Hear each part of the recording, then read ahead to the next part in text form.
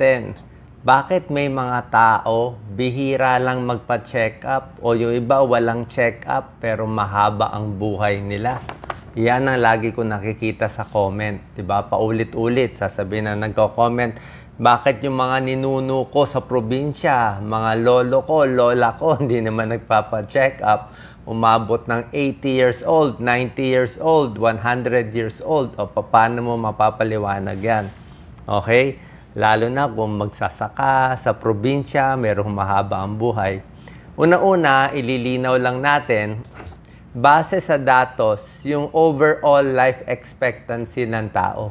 Yung haba ng buhay ng tao compared ngayon, compared sa 50 years ago, 70 years ago, mas mahaba yung buhay ng tao ngayon. Dati, ang average siguro mga 50 years old lang, 60, kasi may gera, may war yun eh. Ngayon, humahaba, may 70 years old sa Philippines, may 80, 88 years old sa Japan at ibang mga lugar. So overall, humahaba ang buhay. Pero tama naman sila. Meron talagang mga tao na bihira lang mag-check up, pero okay, humahaba ang buhay.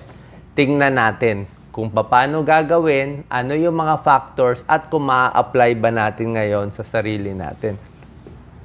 Siyempre, mas gusto ko magpa-check up kayo. Pero tingnan natin, kasi sabi nila humahaba buhay. Tama naman. Number 1, yung mga ganyang kaso, yung mga ninuno nyo na mahaba ang buhay. Number 1, maganda ang lahi nila. Good genes. So, genetics talaga malaking factor. Ibig sabihin, pag yung mga ninuno mo inabot ng 80, 90, 100 years old, namana mo to. So, malaking tsansa, hahaba din ang buhay mo. Pero pag ang mga ninuno mo, let's say, 40 years old lang na heart attack na. O maaga pa lang may bara na sa puso. So, pwede mo mamana yon, na mamana rin yung mga mataas ang cholesterol, diabetes, at iba pa. So, good genes, malamang good genes siya. Kaya humaba buhay. Number 2, syempre pag nasa probinsya yung mga ninuno natin, healthy lifestyle sila talaga. Sobrang healthy lifestyle sila doon. I'm sure sa pagkain nila, healthy lifestyle, sa exercise nila, 'di ba? Sa tulog nila, lagi silang healthy lifestyle doon. Ngayon, ano ba lifestyle natin?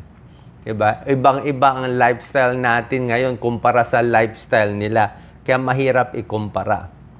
Number 3, yung mga lumang panahon, wala silang stress noon, di ba? Walang ganong stress, walang kaaway, walang bashers, di ba? Oo, walang iniisip, hindi katulad ngayon, ang dami iniisip. Ang dami na babalitaan na news, may gera, may gulo, may kaaway, may bashing, may kinakancel na naman. So, ngayon, ang tao, very stressed. Nung lumang panahon, baka wala silang stress nun. Wala namang cellphone nun. Walang social media. Ang ganda pa tulog nila. Dito, puro hindi makatulog. Number 4, maganda yung social connections nun. Siyempre, dati, wala pang cellphone. Maraming kinakausap.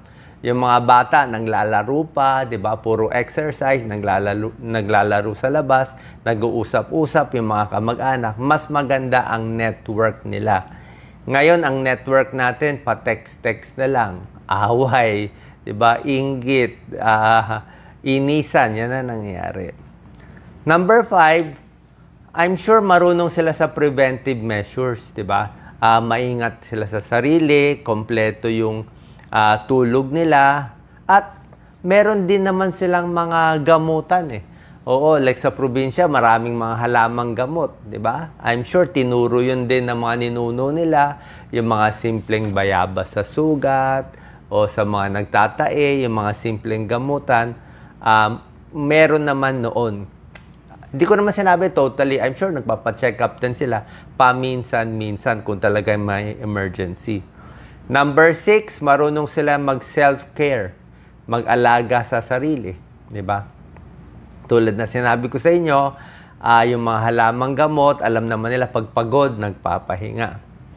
Number 7, maganda eating habits nila. Dito tayo talo, di ba?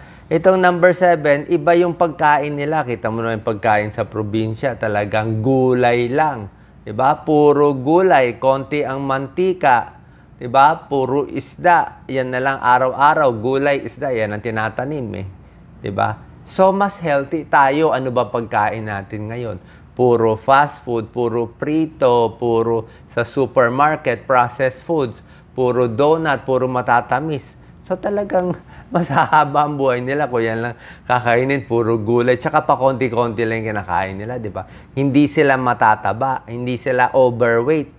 Di ba? Tayo, overweight, cellphone, upo, kain, kaya maraming sakit, di ba? Sila mas okay.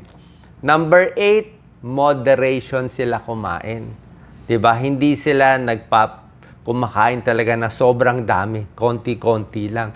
'Di ba? Bihira ang matataba noon eh, 'di ba? Lalo na sa mga ngayon lang dumami ang overweight. Actually, ito mga past 30, 40 years. Doon lang biglang dumami overweight. Dati nga wala nga ganong diabetes, wala ganong diabetes noon.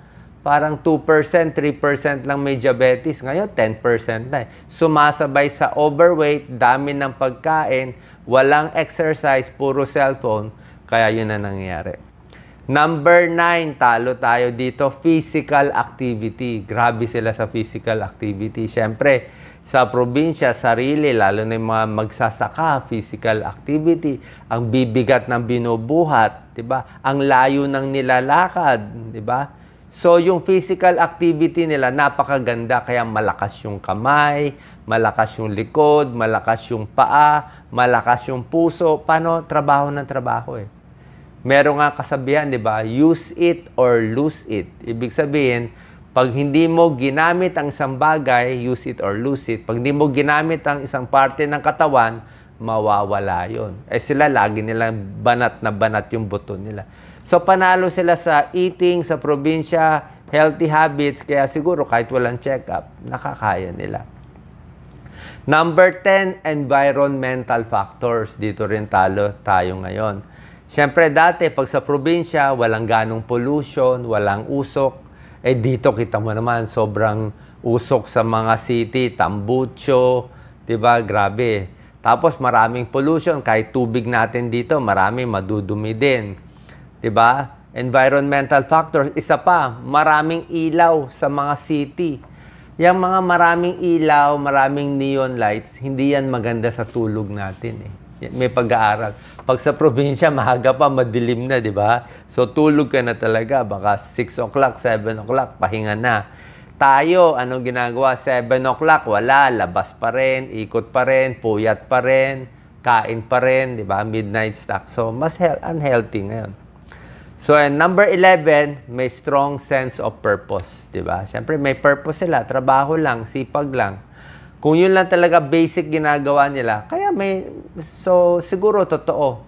Merong mga tao na bihira magpa-doktor, mahaba ang buhay, walang check-up, pero mahaba ang buhay.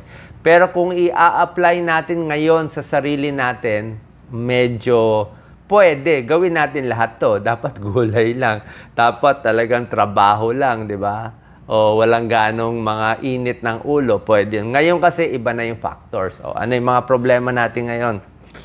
Ngayon, puro processed foods, di ba? Ngayon, marami puyat sa tulog. Ngayon, maraming sigarilyo, maraming alak, maraming mga droga, substance abuse. Ngayon, pinakamalaking problema, puro social media, puro upo. Ngayon, ang average na upo natin, 6 hours in a day, 6 to 8 hours upo. Siyempre, pag upo, lalong hihina ang paa, magbavaricose veins. Isa pa, sa social media, puro bad news, di ba? Puro away, puro gera sa ibang parte ng mundo. Nabobombard tayo ngayon. Ngayon, ang daming may anxiety, daming may panic, ang daming stress, may depression. So, nakaka-contribute din niya sa bad health eh. Kaya mas marami ang sakit ngayon. Although maraming gamot ngayon, mas marami din sakit ngayon. Sedentary lifestyle, lagi nakaupo, bira na lang naglalaro sa labas. Napakainit kasi ngayon eh, kulang sa puno eh. Dati, mas malamig ang panahon, maraming puno, masarap lumabas. Ngayon, ang init, ang polluted, kaya nakakulong tayo sa loob ng mga bahay. Air pollution, tsaka ngayon, syempre, yung mga pagkain natin, puro processed foods, di ba? Puro unhealthy chemicals sa pagkain. Hindi na organic. Dati, puro organic eh. Di ba?